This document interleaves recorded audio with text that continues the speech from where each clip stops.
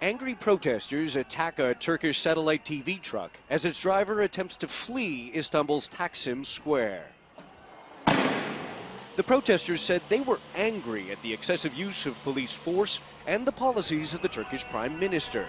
So why then this rage against the Turkish media? The media failed, of course. Until 2 years ago, Banu Güven was an anchorwoman for the Turkish news network NTV, until she says her company buckled under government pressure and fired her.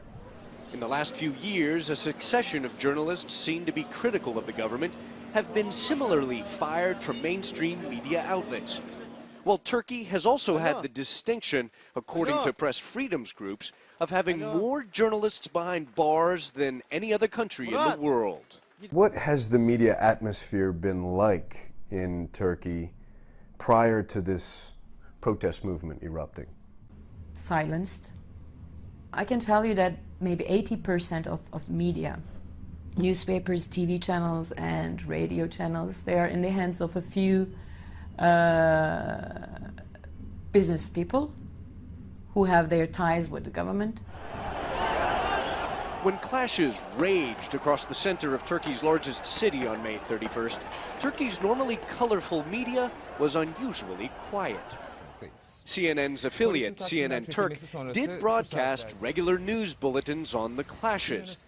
The network, which operates under license from CNN's parent company, Time Warner, is editorially independent of CNN. Late at night last Saturday, in the midst of the worst anti-government protests in a decade, CNN Turk continued to broadcast regularly scheduled programs like this documentary on penguins. Behind their feisty charm. The penguins have become a national joke in Turkey, mocked by a recent guest on CNN Turk.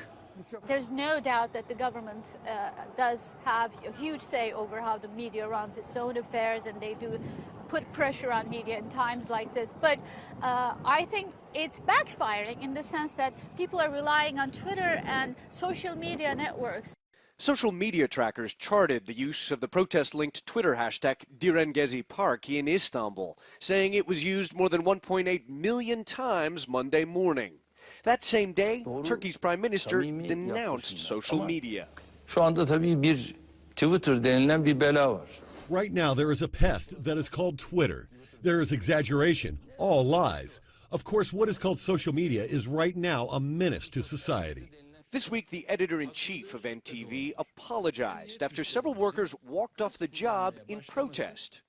The search for balance in an unbalanced atmosphere has affected the entire media as well as us, he said. Our viewers felt betrayed, and it is not possible to find them unjustified on this subject. CNN Turk, NTV, and other Turkish media companies have clearly made an effort to provide more comprehensive coverage of the protests in recent days.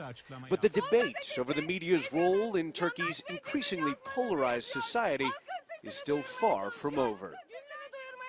Ivan Watson, CNN, Istanbul.